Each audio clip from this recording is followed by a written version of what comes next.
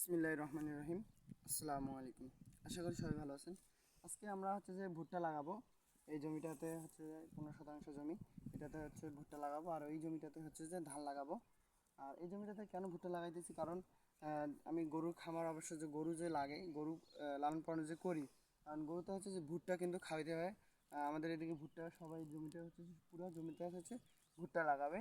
আর ভুট্টার যে ওই সময়টা যে প্রচুর দাম, কিনে খাওয়ালে যে অনেক খরচ।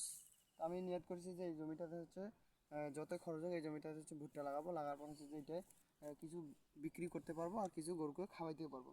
আর আমরা ভুট্টা লাগাই যে এইভাবে আপনাদেরকে দেখাবো কীভাবে আমরা ভুট্টা লাগাই। 8 থেকে এই যে এইটা হবে যে 21 থেকে 22 ইঞ্চি এই নড়িটা, 21 থেকে 22 ইঞ্চি। আর এই যে এইটা হবে যে এইদিকে এই যে এইটা হবে এই মাপটা, যে এই যে ভুট্টার বীজটা নিলাম, এই দেখেন এটাতে হবে। দাঁড়ান সোজা করে দিই।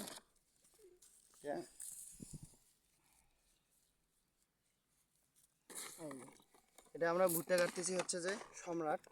ভুট্টাটা আগের বারেও লাগাইছিলাম, খুবই ভালো ভুট্টা। এটা যে কম বেশি আমাদের এদিকে খুবই ভালো চলে।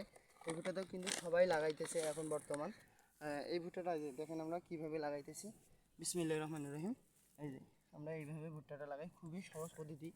দেখেন এইভাবে আমরা ভুট্টা লাগাই। আর আগে আমরা ভুট্টা লাগাইতাম, আগে যে ভুট্টা লাগাইতাম কীভাবে জানেন?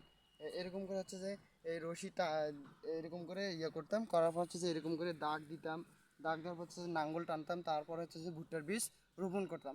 আর এখন যে ডিজিটাল যুগ, ডিজিটাল বুদ্ধি যেমন মানুষের বাড়িতে, সেরকম যে দড়ি, এরকম রশি যে দুই মাথায়, দুইটা যে নড়ির মাঝে বেঁধে এরকম করে আমরা খুবই সহজ পদ্ধতি।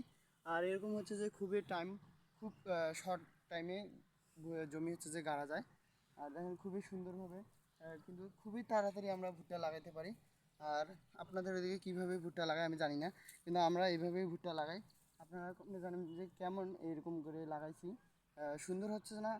এরকম যে বেশি মানে খাটনিটাও খুবই কম, আর খুবই তাড়াতাড়ি যে ভুট্টাটা লাগা যায়। আর আপনারা কীভাবে লাগান কমেন্টে যে জানিয়ে দেবেন। আর আমার পেজটাকে যে সাপোর্ট করবেন। আর সবাই ভালো থাকবেন, সুস্থ থাকবেন। আসসালামু আলাইকুম।